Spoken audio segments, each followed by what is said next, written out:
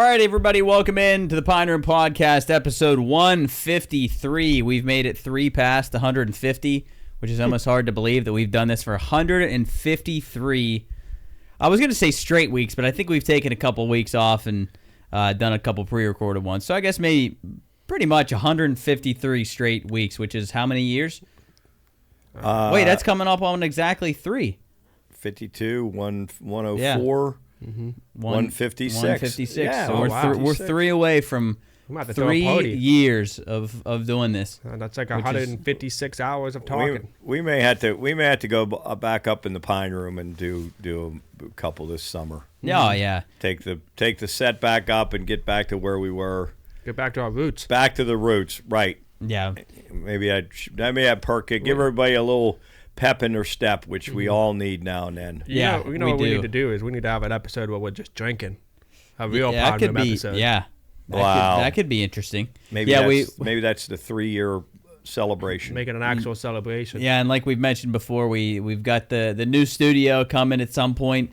We've just been, gosh, it's probably been the busiest that we've ever been with this. Maybe besides like the beer mile and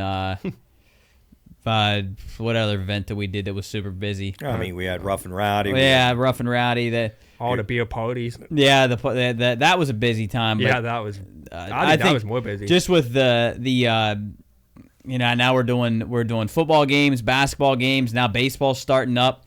Honestly, I didn't think that's what we'd get into when we started this, but I ended up doing play-by-play for football and basketball this year.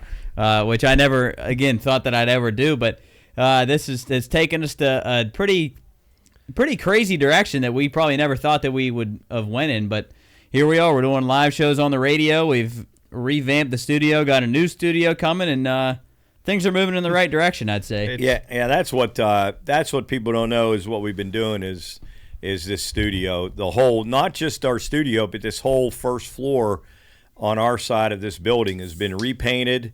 The carpet's torn off the wall in the studio, brand new soundproof wall with tongue and groove wood and the foam sound barriers.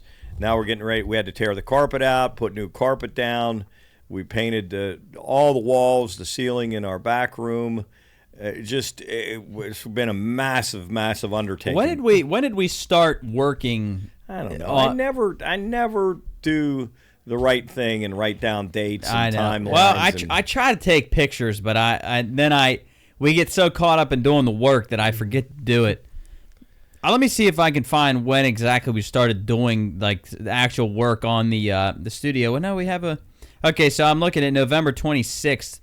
Still nothing was done. So probably around like maybe December. I think when I came home for a little while. I think it's around the time you came home around Christmas. Yeah, I came home for about a month during Christmas, and I think we kind of started grinding away there. And if you're wondering what the actual radio studio looks like, I posted a video on our social media 2 days ago when you're hearing this of what it looks like in there with the TVs on and everybody in there. So go check that out. Give us a little follow on there. So. To go back to what you were saying, Jack, a little bit of a trip down memory lane. I was walking in here, and the first thing I did when I came into the studio, and I was looking at some of the stuff on the walls that we have in here, and I was thinking, man, we really have done so many different things. And that's funny that you say that, Cools, because Aunt Kim came in here. She's a faithful listener. She came in here a couple weeks ago and was looking at some of the stuff, and I was like, I try to keep at least something from like stuff that we've done, like right behind the camera right now. I'm pointing if you're watching this. Right behind the camera, I have our Vanderbilt basketball first game certificate. Up to the left, there's when we did the show of hands poster. So a bunch of the stuff that we do, I try to keep at least some of the memorabilia. I think there's a little piece of I forget what it was, like some little bead that was on that guy's shirt when we did Rough and Rowdy. Coach, do you remember that guy that was dressed up? The red guy. Yeah, the red guy. Yeah, he had the shiny things on. Yeah, there's one of those hanging up behind, there's one on the shelf behind there. I think I would consider myself a very sentimental guy. Oh yeah. Like I love collecting things and looking keeping back things. on all of it. Oh my gosh. It's awesome. But like it's crazy. I can remember the first day we were talking about it in the pine room. We're like, Coach Dell looked at me and Job was sitting. He's like, "Should we do a podcast?" I was like, "I would absolutely love to do that with." Were you there when he said that? Yeah, it was at the podcast. We were sitting in the pine room. We were sitting in the bleachers, and he was like, "How could we do it?" And we're like, "Well, Job could plan all this, and all we have to do is just get some mics, and if we get talking, we could have so much fun with it." And little do we know, we do all this, and we have a beer and doing all this. I can't. It's almost hard to believe that, like, you know, and we've talked about it before on here. Not that we're like anything special right now, but the stuff. I mean, I would never imagine that we're in our own studio now, and then we have another studio on the way, and doing shit on the radio and broadcasting basketball games and football games. Which, by the way, I had an absolute blast doing this year. I had so much fun doing basketball and football, and then I'm excited to try some baseball. This year, but the football Fridays might be my favorite thing that we did. It was a fun time doing the basketball games and the football. I think I've grown as a person through all this. Oh yeah, I mean you gotta learn to talk really. And you guys know me, I was never a big talker. This has definitely kind of brought that out of me. So yeah, football and basketball, radio, it's been awesome. Yeah, and I would recommend anybody that's doing anything, like if you start a project or you're gonna start into something like a pod, keep notes. Start from the beginning. Keep a diary or notes, a calendar, just something to mark all your timelines, or even do little, like Jarrett does sometimes, pictures and put them all together, because I regret that we didn't start from the beginning. Right when we started this whole thing, I wish I had dates and special, obviously special dates again that of things like the Brew Fest, winning that at the Mountaineer Brew Fest 2 years in a row, getting our own beer, getting our own burger, doing the Halloween thing. That was fun. Our first show at Rivers. Our first Rough and Rowdy was absolutely incredible. That was so much fun doing those interviews. I'll say that is one good thing about technology and having a phone, is that all the pictures you take tell you the date, which does make me. I actually use that often. Like if I need to figure out when we did something, or if like something that happened, I just go to my phone and look up the pictures. And I need to take more pictures. I try to take as many pictures of videos as I can when we do stuff, but sometimes I get caught up in having fun. Yeah, and the show of hands. I mean, we did that, and that was fun. The Nailers. We've been partnering with the Nailers now for several years.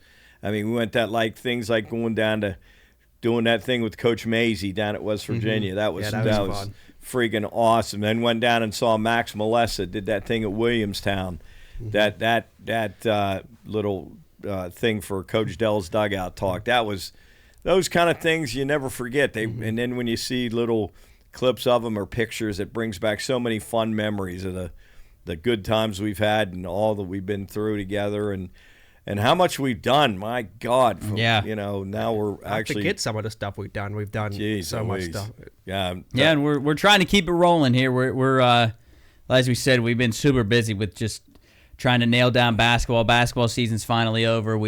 That was a whirlwind just because so much like schedule changes and shit that changes with basketball keeps us kind of back on our heels a little bit. But no, but basketball's wrapped up.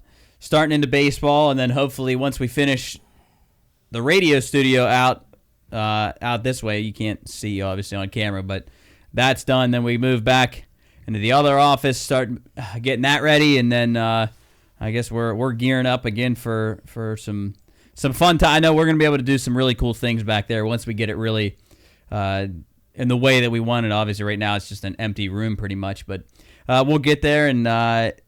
And when you're listening to this right now, it's opening day. Yeah, it is opening day. So, I've been. Yeah, if you're listening to this, you're probably glued to the Pirates. Paul Skeens is probably mowing down the Marlins right now. Yep. But who's Alcantara's pitching for? Right. Yeah, it's 1:47 right now when we're recording this. So I don't know what time this will go up tomorrow or today. But yeah, the Buccos 4-10 first pitch. Paul Skeens against Sandy Alcantara.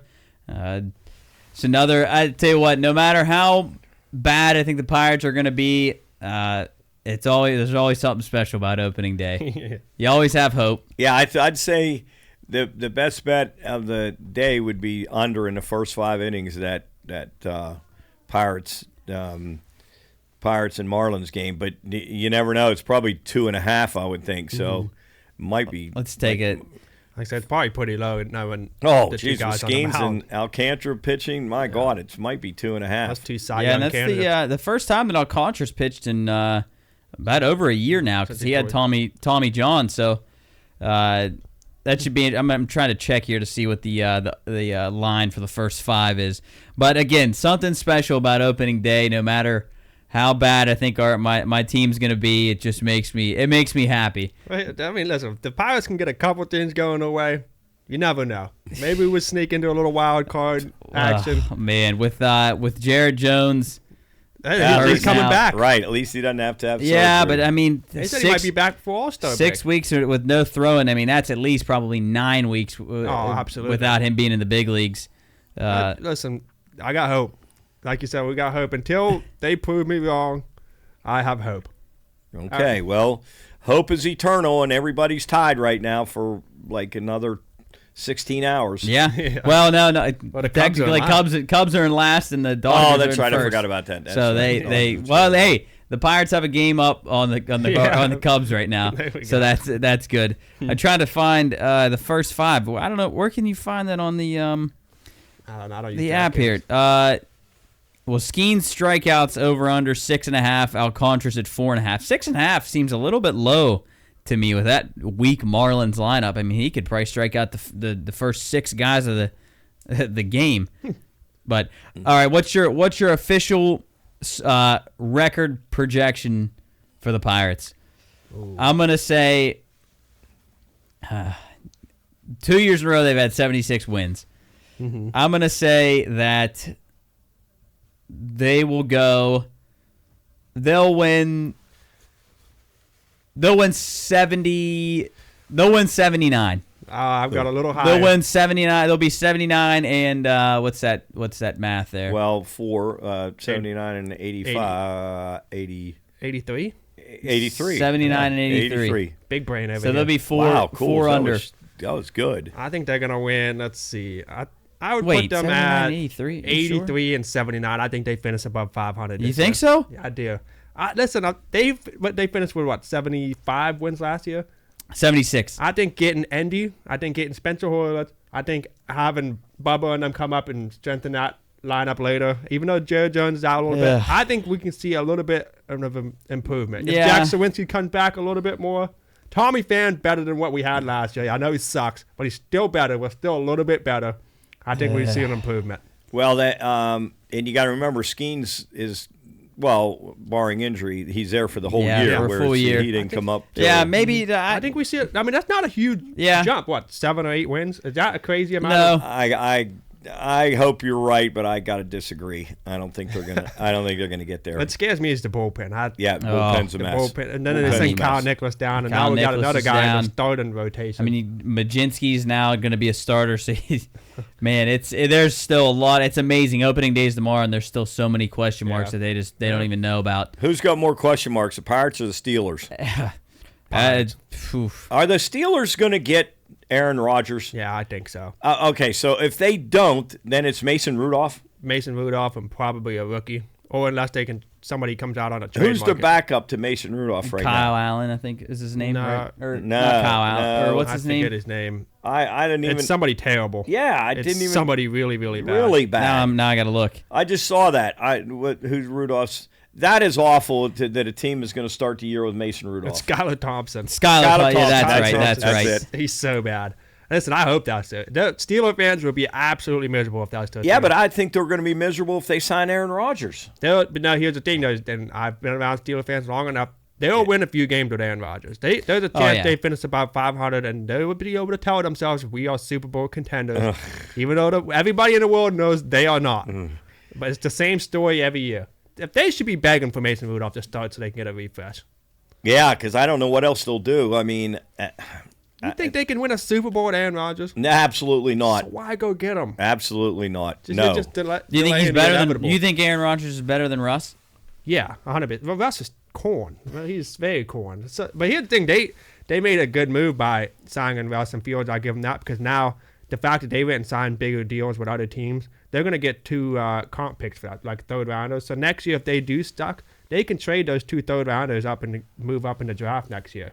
Omar Khan's cooking. Jarrett, I don't think he did it on purpose, though. Jarrett, the prognosticators are saying that your boy Boots is going to have a good year in San Diego. Well, I mean, getting out of the electric Steeler offense, I'm sure he'll probably do a little bit better. I forget over what there. percentage of his runs. Like 80% of his runs, he was hitting the backfield before. My God, he got the. Well, line he of said scrimmage. that he said on a podcast or some interview that he said that nobody knew anything that was going on offense for the Steelers, and that nobody. What was it? Just rookies that like were in the offense, and nobody else. There was no leaders or anything. He said like the only veteran leadership they had was on defense. Like he couldn't turn to any offensive guys or lean on anybody on offense. He also said your guys' facilities are terrible. That's what everybody says. They're the worst in the like the 28th in the NFL or something. When we went to the Browns, when we went up, me, Chris, and Soup went up to the Browns training camp for that picnic, or that cookout that they had before. I could not believe that it was all the major colleges are way better. Oh yeah, way better. It's insane.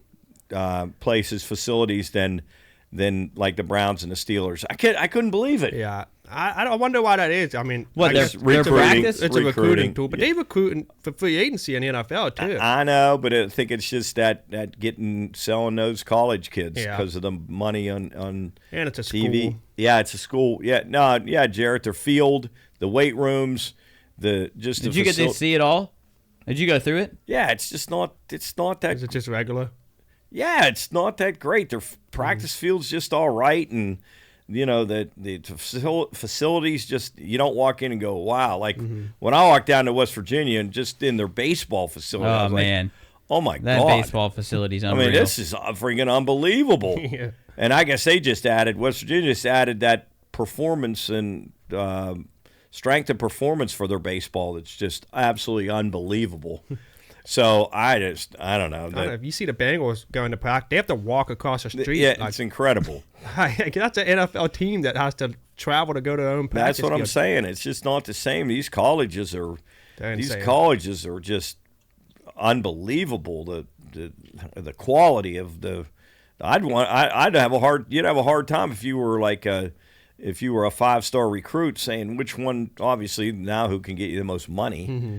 But the facilities and they say Penn State's facilities are the best in the country, and they say it's just bizarre. It's insane. I mean, it's like you said, it's a recruiting tool, and I'm sure. I wish we could get Nate and Jake Roberts back on the show. We'll get them. Yeah, we'll get them sometime. Yeah, and I'm hoping that Big Jake's got a chance for the NFL. I'm hoping. Yeah, Jake Roberts. In case you don't know that, he's a relative of our family, and he was the starting tight end for Oklahoma this past season. He was at Baylor, was North Texas, then Baylor, then Oklahoma, and then his younger brother, Nate, was a 5-star tight end recruit, probably, what was he, like number 2 or 3 tight end? Yeah, I think 2 or 3. Just signed at Ohio State, so he'll be going to – wow, he's there now. Yeah, he was there. He was there all. He was there all semester, and he was there for the national championship. Yeah, so we're hoping that they come into town. We could maybe even get Riley. Riley plays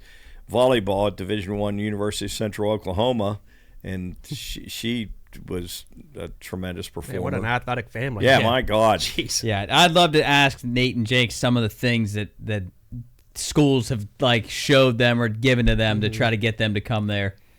I'm sure it's pretty good. Well, now you can offer money, so yeah, that's all you need. That's got to help now. A little bit too. And I guess, and what funny, I was talking to Coach Marsh I was doing the PA for the baseball game the other day, and he said that his son Jarrett plays on the club baseball team at West Virginia. Okay, Western WVU. And he said the swag they get and the way they're treated is unbelievable, and it's just club. Wonder where they get their money, though. I think they have to raise it. They get some money from the university, but I don't know how all that works. But they have to raise their own money. and I guess the swag and just what they get, how they get treated, and it's just unbelievable. He said that's interesting to me. I wouldn't think that. Oh, he said it's unbelievable. Just they get their shoes bought for them. I asked him about glove. He said they didn't get their gloves or their bats bought for them, but their shoes are bought for them. All their 3 uniforms or something, sweats, T-shirts, jackets. Jeez. Unbelievable for a club. I bet that's a blast. Would you like to play club sports? I would. If I went to WVU and didn't play like baseball at like a school, I think I'd probably consider. I don't think I could do it. You don't Why? think so? I don't think I could do it because I They don't know. take it pretty serious. To me, I feel like I would, and I get it. Like, I'm not like, no disrespect for it. I feel like I wouldn't be playing for anything. Like, It might be a little bit more serious than. Then I can't like. I think. I don't know. To me, I feel like I'd like. I feel like you think it's probably like OVBL. Yeah, where and it's I like don't a think it bunch would of be. drunks. Yeah, and I don't think it's like that at all. I just feel like I almost would feel like if I went to WVU and I didn't make the actual baseball team and I went to play club, I'd almost would like feel like.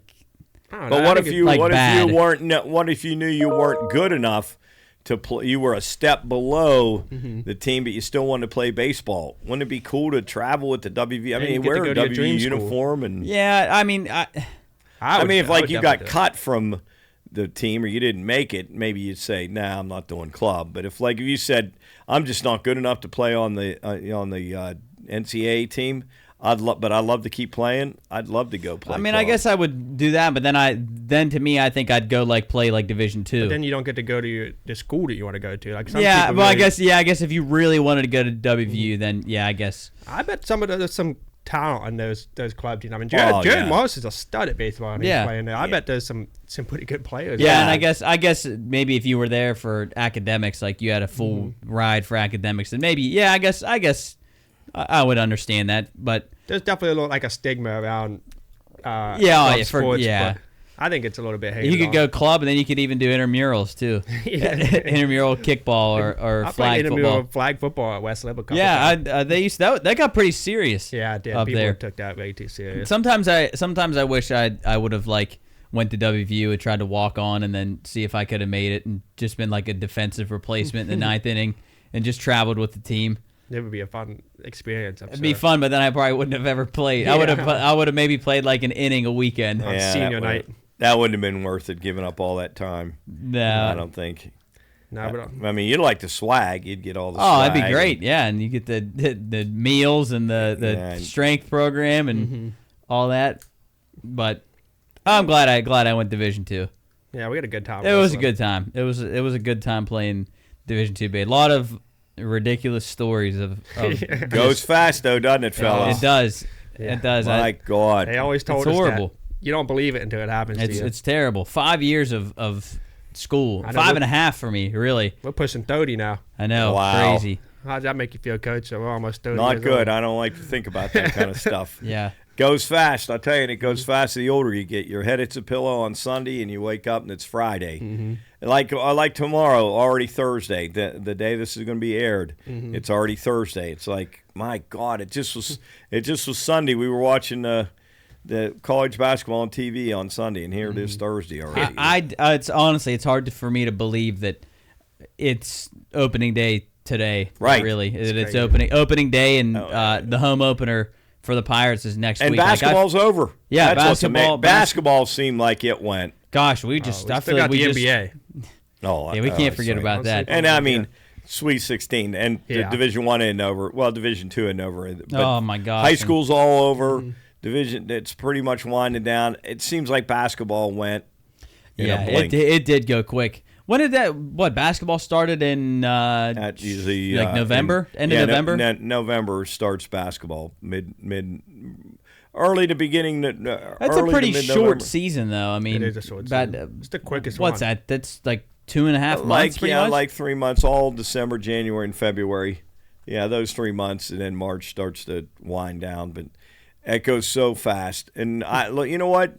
I'm telling you, football's going to be here for you now. I know. Football will be. People are going to be talking about football here soon. Oh yeah, the draft's almost here. And then you're going to get teams going into their summer camps, and Next thing you know, it'll be the count. Nick will be sending the countdown to opening Pine Room Day. And it'll be that here. is amazing. It'll be here before you know it's amazing. I was at PNC Park the other day, and I'm walking down the concourse, and I was like, I mean, it feels like I just was here, and I started to think, it's been 6 months. I mean, it's a 6 months season, 6 month off season, and I was like, I can't believe that I was back here in October. Well, no, I wasn't there in October, sadly. End of September. You wish. I know. One day we'll get Bucktober. I hope so. That'd be awesome. Are you gonna get back into watching the games? Probably not. I feel like you watch more than you did last. I can't. Normally now that I'm there. I just have to win you back. What's that? They have to win you back. Yeah, I just they don't do anything to get you excited. There's nothing. Well, Skeens now. Other than Paul Skeens, what do the Pirates have to attract you? O'Neal Cruz. Jarrett Jones, once he comes back, but that's about it. What do they have? Well, I don't get excited about Key Bryant. I don't get excited about JFK. Or IKF. I don't get so excited about Nick Gonzalez. They just about Spencer Horwitz. Oh, jeez. He's not even playing, is he? He's hurt. Not yet. I think he's back swinging now. Oh, okay. That's good news. But maybe to pick up Rowdy Tellez or something. Oh, boy. Yeah, we'll go down that road again. It's bad. I wish I was the way I used to be, but I just can't. Will you watch a majority of Paul Skeens starts? Yeah, maybe if I'm not doing anything. Will you watch a game tomorrow? What time's 4:10? 4:10 first pitch. 4:10 first pitch. Tomorrow's Thursday. You got a high school game tomorrow? No high school game tomorrow. 4:10 today. That'd be today, which when we're talking. Yeah. I'll probably see what he does because I might bet on the Pirates tomorrow. You'd play the Pirates tomorrow? I think so. I mean, I think with Skeens going, but he'll probably go 6 innings maybe probably tops. 6 tops. That's all you need. Yeah, but then what's the first thing you said you're worried about? Yeah, the bullpen. Yeah, so he could come in. He could leave leading 2-1. They could be 5-2. Is Bednar getting the first save opportunity? I would say they talked about that on the radio yesterday. They said if the Pirates are going to the 9th inning leading by 1, is David Bednar going to pitch? And they said they would expect him to. Yeah, that's what I would figured. So one guy said that he thinks it'll be Holderman. I said, that's not much better. Terrible. He was. He was great. He was almost like an all-star. He makes me for a little bit, but he's the reason that I hate Jock Peterson. I don't know if I've ever told that. I definitely have told you guys the story, but I don't know if I've ever told it on here. When maybe I have, but last year the Pirates were playing the Diamondbacks, and Jock Peterson hits an absolutely massive home run in the 8th inning against Colin Holderman. We were up like 5 in the 8th inning, and they come storming back. Beat us in the 9th inning, and I was fucking pissed. It was at the end of the weekend too. It was a getaway day. It was on Sunday, so I was down on the field after the game, and the kids are running around the bases, and I'm in the dugout.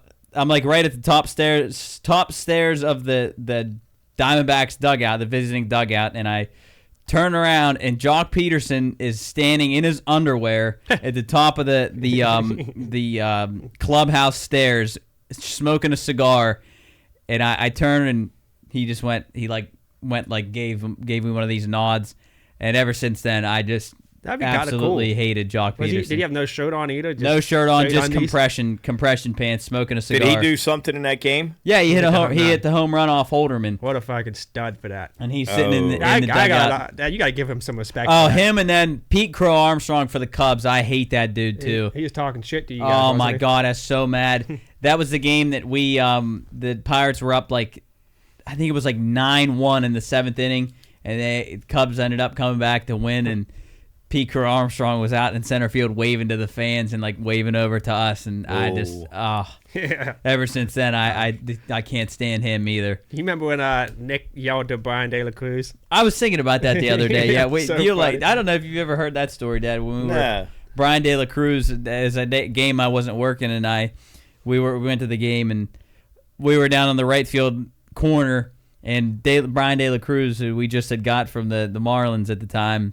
was in right field, and Nick yells over to there's 2 outs, and he said, "Hey Brian, we got 2," and he looked over and went like this. No way. Yeah. It's so funny.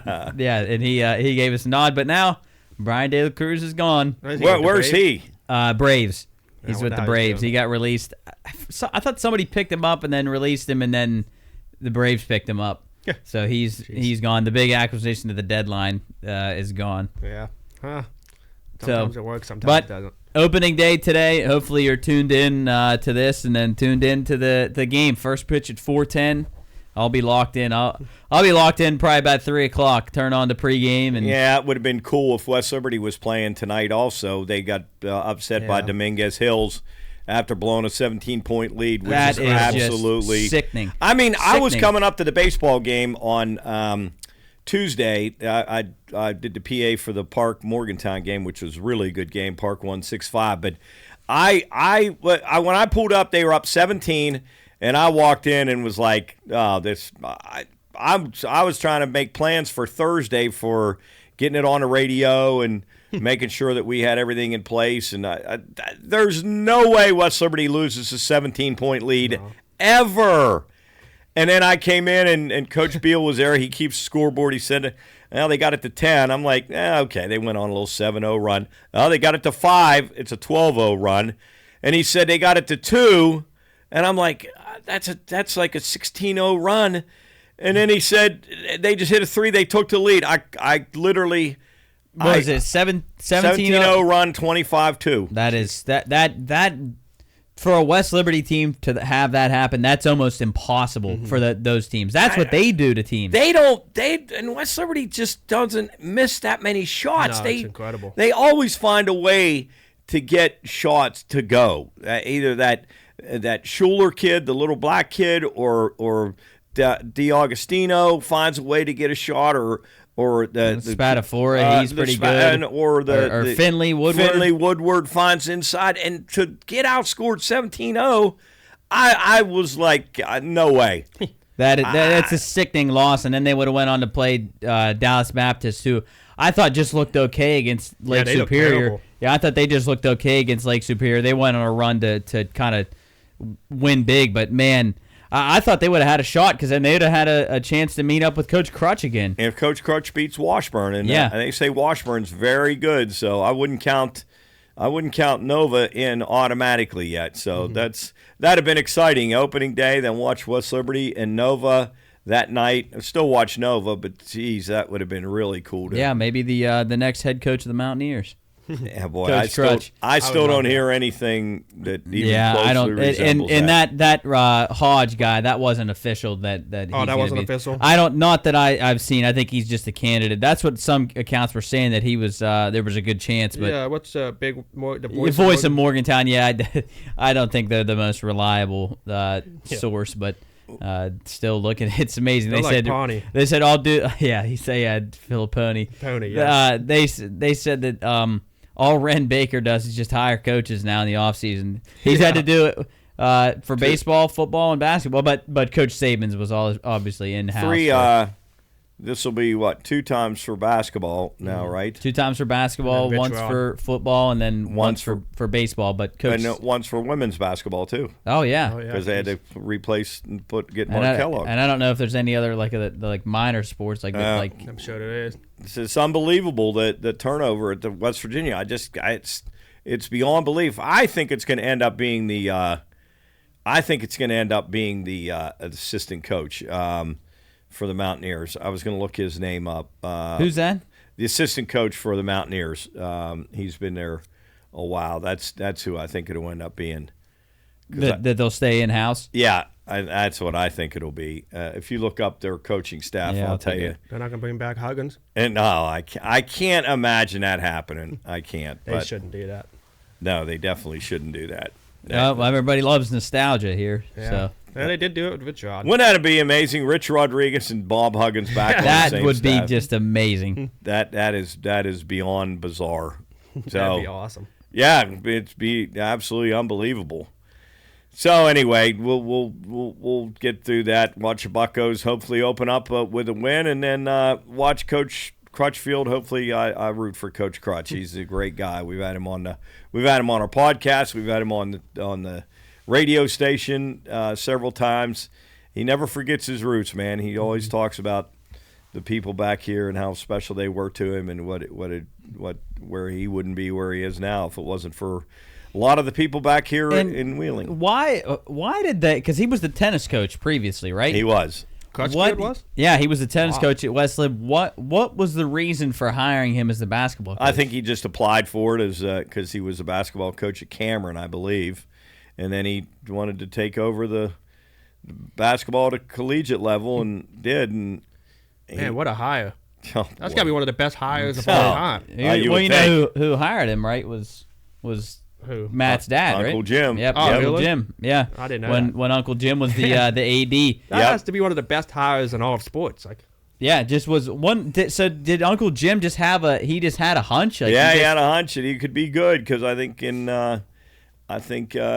the interview he just knocked him dead and said, "This is the way we're going to play, and this is how it's going to go." And his first year, I remember Chris and I were real close to Coach Crutch, and we went in and the very first recruiting class he had in, who ended up being very good, Chris and I did a cookout for him up at it was the Bartell Fieldhouse at that time, and me and Chris cooked hamburgers and hot dogs and awesome. for that first recruiting group, and they were unbelievable. What? So you were just close with Coach Crutch, or were you Coach Jim Watson? Well, yeah, we were friends with Jim and Matt, so we wanted to be involved because we were involved with Coach Petrie when he was there at West Liberty.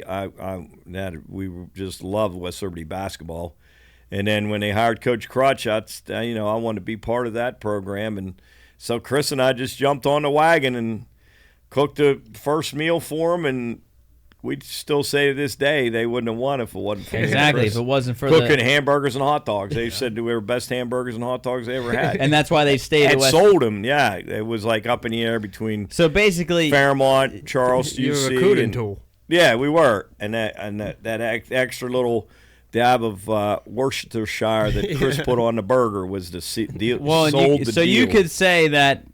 You and Chris were the reason. Well, for I tell Coach Crutch that all the success. time. I tell him that all the time. I said, "Where would you be if we weren't there cooking those hamburgers and hot dogs? You probably would have lost every one of those guys, and you'd have been about 2 and 25." You should get part of his paychecks. Well, I don't know. Well, I think he says that you guys were the reason. Yeah, he does. He always. That says. is amazing. He owes you everything. He does. Owes me. Yes, 100%. So Coach Uncle Jim just had a feeling with the That's tennis awesome. coach. I didn't know that. Yeah, and He was a pretty good tennis coach. I think they won a conference championship when he was coaching tennis. And then I don't know where he came up with that style play. I don't know where he can't. And he's told us that before, but I don't ever remember what he says where he got it. But that style play is it's just unbelievable how they play. And I watched Nova last night, and they do the same exact thing that they've been doing back here at West Liberty for 20 years. It's crazy. He changed the game of basketball. Oh, I think yeah. that's insane. And it's crazy to think it just came from West Liberty. From him. Like, you don't think, like, when you think West Liberty, you just think, oh, it's like a local college, but it's one of the best basketball schools of all time. It's crazy to think of. No doubt. And then you think, there's Coach Spolstra coming to talk to him. There's he needs more help. There's other college coaches, and West Virginia doesn't even. Yeah, I don't get it. I don't get it either. Something that doesn't mesh with. They don't think Coach Crutch he's too old or whatever. I don't get it either because if he only gives you 5 good years, who cares? That's, right, exactly. That's better than what they've had. And then develop if the system works, get one of your assistants to take over when you're exactly did for West Lib. Literally exactly what West Lib has done for. I'm sure Nova would years. do the same thing. And look at all the coaches they've sent out that he's sent out. Oh my gosh, they're like the top scoring teams in the country, and they're all successful. Devin Hearn at Bluefield, they gave West Lib the toughest game they had in the regional, and they beat Bluefield by 9, and they gave them a battle.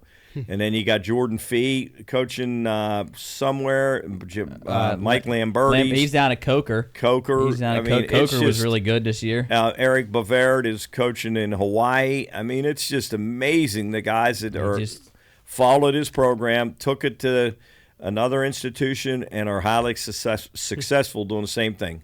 Yeah, and Coach Crutch could not be a nicer guy too. He's awesome. He is one of the best guys. And I haven't seen him for I mean, ever since he left West Lib, I haven't seen him. I'd love to go down there. Well, you saw him at the podcast. You saw him when he was. I wasn't there that day. I was at the. I think I was at a Pirate game. We had the Corona for him. We had Corona, and he's got to get back up here. He comes home a lot. Yeah, he's got to get back up here, and we got to see him and have him on the show again. Hopefully, after they win another national title, we'll be. But he might not even want to leave down there because he's got it made in the shade. I know that's the thing. I think he wakes up probably every day, goes and plays pickleball, and then never has to goes and wins. Never has to wear a sweatshirt. Maybe at nights, a couple nights, but never has to wear anything heavy. I would love to go down there and see him and watch a game. That'd be awesome. Mm-hmm. I don't know how they are in baseball. Are they decent? I think they're in pretty good in baseball. Yeah, I think they're pretty. Any of those Florida teams they're good. Any of those Florida teams are good. They got such an advantage. That makes that's something to think about too. Is how much of an advantage Southern teams have in baseball over Northern teams. Well, we went on last week on Wednesday. Park opened. It was 79 degrees, shorts, beautiful. Next day it was 49. The wind was blowing. It was raining. Last Wednesday night or Tuesday night, it was like 54, overcast, wind blowing. Everybody was freezing. Down there, you never worry. The breeze might be blowing a little bit, but you're in shorts. The guys are never have to worry about gloves, no turtleneck, no face wrap, none of that stuff. Up here, every game is just a brutal battle with the weather. Oh, I mean that's why every team goes to turf now. Oh yeah, that second day that we played at Park, we wouldn't have been able to play. It rained during the game. It probably would have wiped the game out. But the turf, yeah, it's nice. But sometimes you wish you didn't have it, so you didn't have to. I know. To play. Then you have no.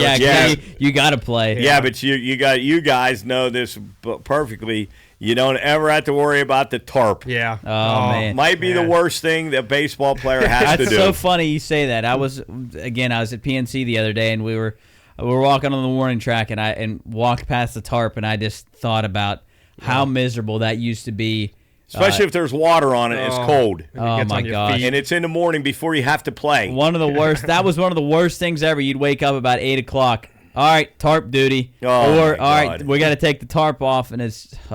Half the team's hungover. Half the team's hungover. Everybody's in boots and old sweatshirts. And you still have to play. The other team's still probably in their hotel room, sleeping nice and warm. You guys are out at 8 in the morning fighting the wind. And, the tarp gets up in the air, and the wind, the water's blowing everywhere, and you're trying to get it to go off of the third base side or wherever you guys drag it to. And it spills all we over had the it one infield. time. We had it one time where it was the old tarp, and the wind blew, and the tarp just picked up, and it got caught on the batting cage, and it ripped onto the batting cage, and we just left it there.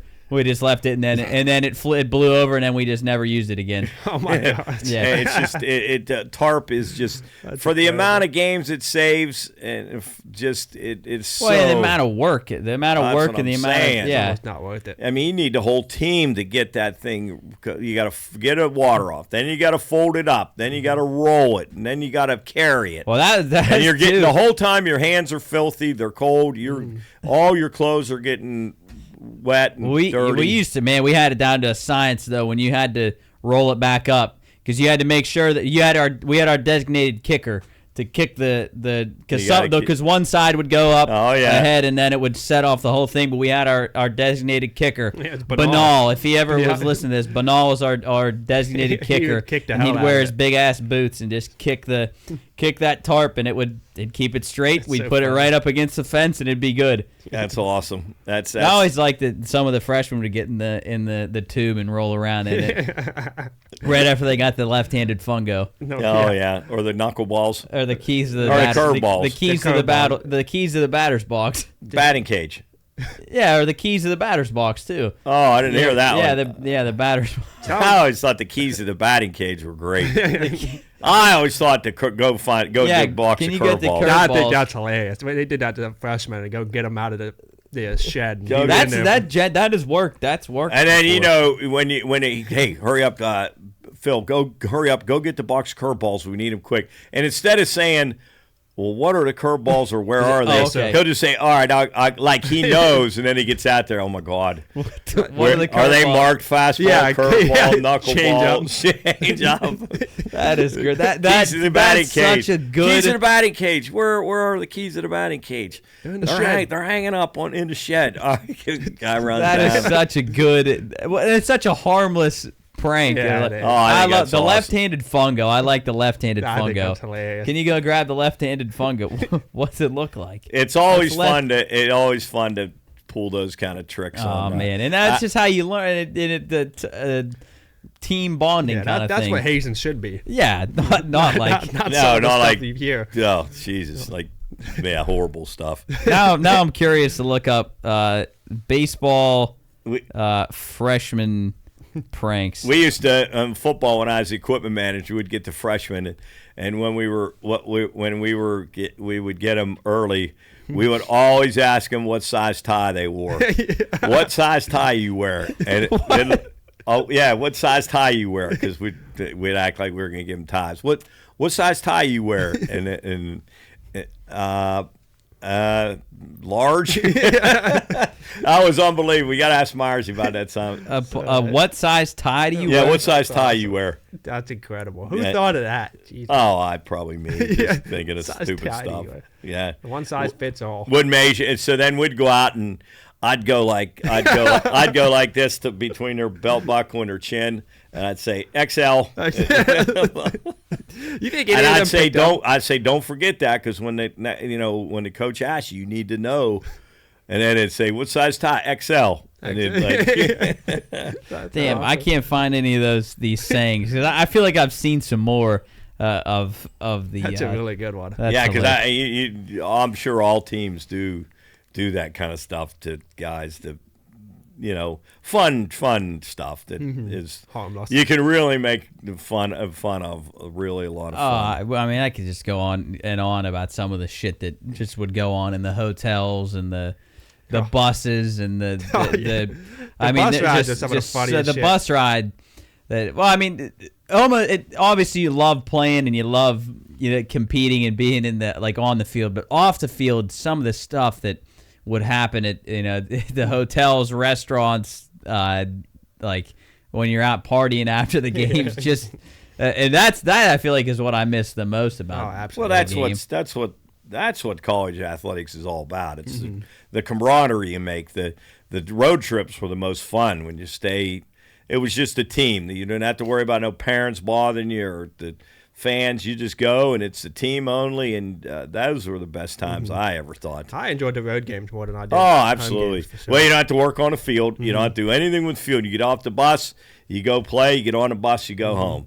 At home, you got it, and plus on the road, you usually don't take BP either. So Yeah. you just get off the bus, you maybe, I don't know. Take some ground You got balls to take some ground balls and go. Yep. There at home, Oh, you man. got to do BP, and 50 guys go By the time through. the game came out, I'm just like exhausted. 50 guys got to take BP. Oh, You got to rake the field. You got to line it. If you don't have turf, you got to line it. You got to rake it. You got to drag it.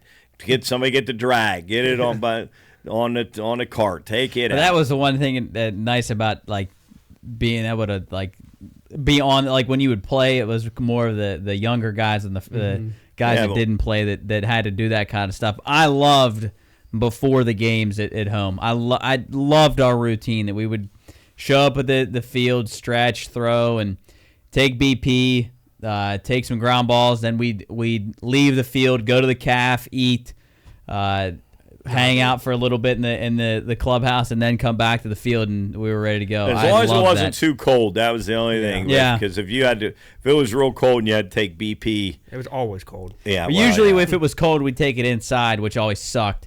Yeah, it was I'm terrible. glad that- Well, that's At least when you got the. And then we had new the new facility. That was great. But God, when we used to have to take it in Blatnick, guys would try to break the windows out of the Blatnick when you hit it off the tee. I remember we'd get and you guys did the same thing. It'd be 20 different hitting stations, and you're all packed in there, and it was the same hitting stations every day. Top ham, bottom ham, Oh, bucket. geez. Yeah.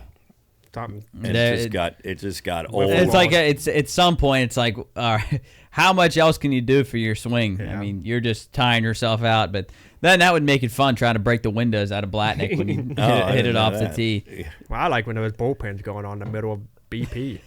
That was always fun. Yeah, and that was cool.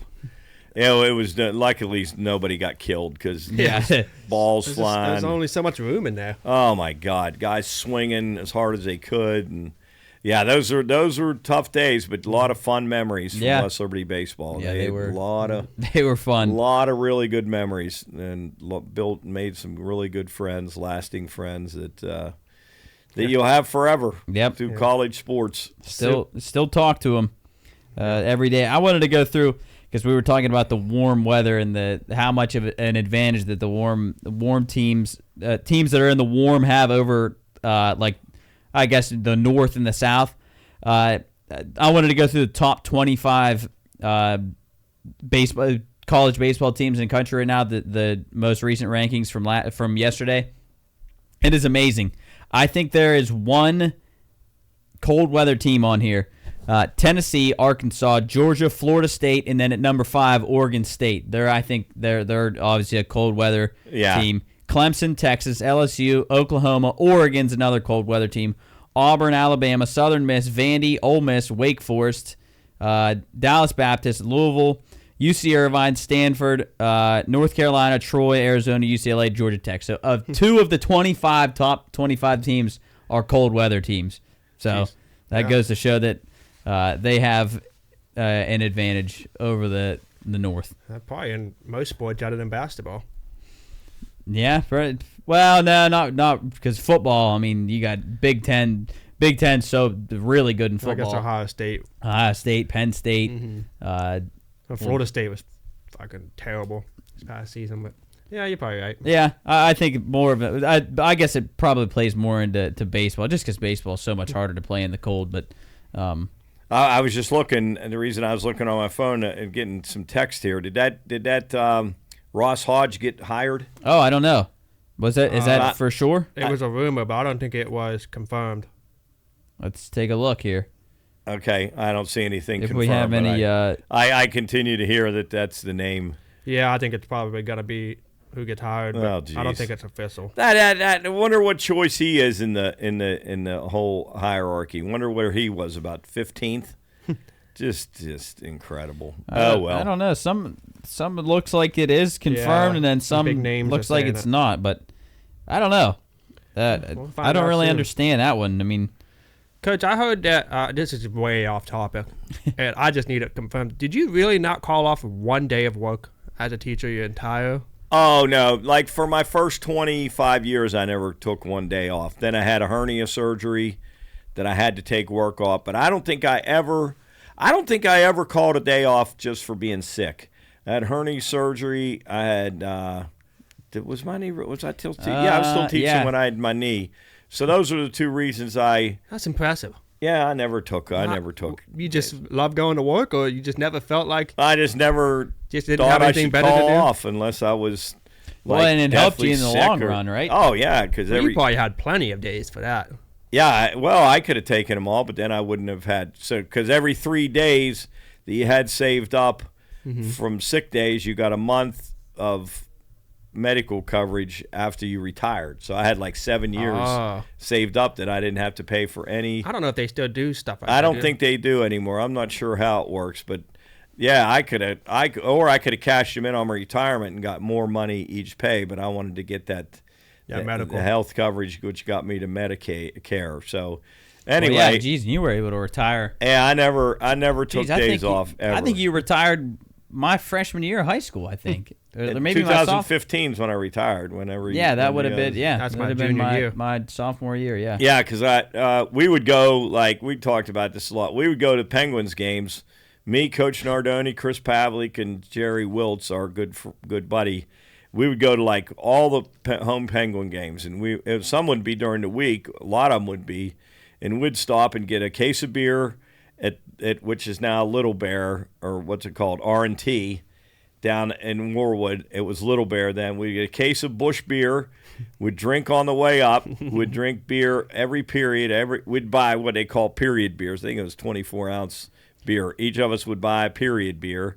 So we'd drink one and drink all the way home and get home about quarter, 12 o'clock, and never miss work. That's awesome. Every day, never That's miss impressive, work. though, that you didn't miss work after a night of drinking. Oh, and bad. I mean, Dude. and then if they want a big game, like they like upset somebody or stay out even later. Those are just some of drink my harder. favorite stories. Just drink harder on. Well, you drinking Bush beer, Bush heavy, not right? Bush Light. Bush. We need a podcast God. dedicated to some memories. Oh, of yours. well, you'd have to get Chris. Oh, you my had God. to get Chris. I know, we've told some. Matt could tell some incredible stories. It's so funny. A lot of them included Coach Nardoni too. Some of that, I was just going to bring up that one before we wrap up here in a second. The one of him when he tried to jump over that chain and he had that puck in his Well, he didn't coat. see that chain. He didn't see it. We were flying down because there was those gunshots, and he didn't see that chain, and he went goal. And he had that. We got Had a windbreaker, right? Yeah, he had a windbreaker, and they had puck giveaway, and he had that puck right here in his, and he went right on his stomach, and he was like sucking. And it ripped the windbreaker and knocked the wind out of him. That was. It was right after he tried to elbow the glass, right? Well, that was a different day. Yeah, he went down and he was mad because somebody got a penalty, and he went down and elbowed the glass. He ended up in the emergency room the next day with this thing as big as a softball, and it was disgusting. He had to go get it drained and get it X-rayed. Oh my God! It was really This is really Coach bad. Nardoni? Yeah, he used to. Oh boy, he did some wacky things. That's hilarious. And threw his. He threw his. We Did he get the jacket? We got one of those jackets, and then somebody scored 3 goals, and you're supposed to throw a hat on the ice, and he threw the jacket on, got stuck up on the glass. He had to come out with a ladder and get his jacket off of it. That's a great story. That one, and then Chris throwing his mug onto the ice. Chris threw his mug on the ice. Did a shadow? It was a plastic mug. Oh, that's right. It was a plastic giveaway mug, but Chris could tell. Chris loves telling those stories. That's hilarious. I love hearing them. Oh, just you can go on and on about some of those. I love to hear some of those. And we could have a pot on that, and then the Mountaineer trips that we used to make in the van. 8 of us go to every single home Mountaineer game and at least one away game. We'd either go to Maryland, Virginia Tech, or Penn State. Did you have season tickets, or did you just buy every them? year season tickets? I get You them had off season tickets? 8 season tickets. I get them off P.I. Drake for every game. Everybody give me their money. Like, season tickets back then were like only $100. So I'd go on P.I.'s with like $800. I'd sit down there for about an hour. He'd give us 8 season tickets and a blue lot parking pass. That's awesome. Every single Mountaineer game. Did you had season tickets Every for game. Penguins too? Yeah, Jerry Wiltz got them through Wheeling Pittsburgh Steel. For free? For 4 tickets. Never had to pay for a ticket. Ever. That's amazing. Ever had to pay for a ticket. I still have never been to a Penguin game. Me either. Yeah, and it was different because it was Civic Arena then, and we always sit, and Chris could tell you exactly what seats we sat in. Was it still at the same location? No. It was Civic Arena was where? Was it was it downtown or was it? Yeah, no, maybe it was like in that general vicinity. Chris would know. I don't even remember. For the 3-year celebration podcast, we need drinks and we need you and Chris. Chris could tell We'd be a fucking stories hilarious about podcast. Mountaineer games too. Would leave it dark. It wasn't even. Yeah. Sometimes we'd pull in the stadium and couldn't see the stadium. It was so foggy we couldn't even see. So it would be like one of the first ones there. Would get a van. I did all the planning. I'd get a van. I'd get a keg of beer, and the keg would fit right where you close the door. It fit right in there. So we had a keg of beer and like you guys take to the games. The 4-seater and same guys and I think we actually had 2 extra tickets, and we would take 2 extra guys all the time. Sometimes Worm would go. I forget who else would go, but one day we'll talk about stories. Did Matt ever go? Would Matt go with you? And I don't think Matt ever did make a Mountaineer game with us. But he would go to NASCAR, right? Yeah. There's some other stories there. Oh boy, you get Matt on some of those. I love that story about Matt, and I think we've told it on here when Matt. Or no, that wasn't Matt. That was Mike that had to write the poem for school, and you guys wrote that poem, and you lost it though. If I had that poem, now I wrote it on the way home. We were in the back of a. Because Mike had to go to school the next day, right? Yeah, and he had to have a poem or something, and we wrote it on the way home about NASCAR. It was unbelievable. Yeah, some of those stories are. We'll do that cool sometime. Yeah. We'll get you crying. Yeah, maybe the 3. We'll get you crying, laughing about just some of the stupid stuff that we did. That we Like one day coming home, and you shouldn't brag about this kind of stuff, but one day coming home, we were coming home on Main Street, and we've been drinking all freaking day, and somebody said, let's just turn and go up Pike Street. You know where Pike Street is? Yeah. And we drove the van. That's an absolute one-way street. But up Pike Street. But Pike Street's about a Pike Street's like 90-degree And we drove hill. up Pike Street for some stupid reason. let's drive up Pike Street. Hey, what do you say we drive up Pike Street? And oh, yeah, great. We lost the van. We lost the van one day. Yeah, you told that because we called Todd. Remember when you called Todd? We called Todd on the show. Couldn't find the van. And the keys he thought were in that creek. And at time that Joe Roth put my boot on the back of a bumper of a pickup truck. We drove in the back of a pickup truck. There was a cap on it, and there were like 5 of us in the back and 3 guys in the front of a pickup truck, and we drove in the back. And that's the day he took one of those cheap like $10 grills that you buy at the dollar store, and it was kept banging him. So he threw it out the back of the truck. I was trying to hold it. I was laughing so hard. See it going down the road, sparks going off, flying everywhere. And I got back, I couldn't find my boot. I had one boot. I don't know. I had my boots off or something. He put one of my boots on the fender, on the bumper of the pickup truck. Came all the way from Morgantown all the way home. That is amazing. And the boot was still on the back of the. That is amazing. Hilarious. Unbelievable. Then he just wanted it to fall off. Yeah, probably. He probably wanted me to have one boot like the rest of the time. That. And I was like, I said, I don't know what I do with my boot. And those guys laughing. He said, that thing's got to be back in Morgantown. He put it on a bump, got out, and that son of a bitch was still sitting right on a bumper the whole way home. That's all. But anyway, we're going to have a podcast where we're going to tell fun stories about the old days and maybe in 3 weeks maybe.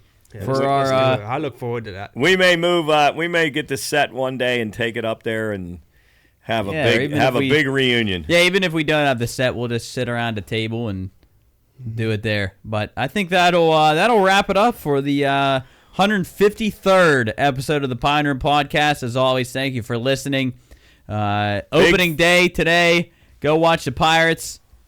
What else? And you big got? things coming for the Pine Room. Yeah, big time. Keep your ears to the ground. Yeah, we've been a little slow on YouTube content as it goes, different videos besides the podcast. But we've been, as we said at the beginning, crazy busy. But we're picking it up here soon, and stay tuned. So I think that'll do it from here in the Pine Room Studios. Myself, Coach Cools. Monkey over there. Yeah, he did a good job. Yeah, today. he did it.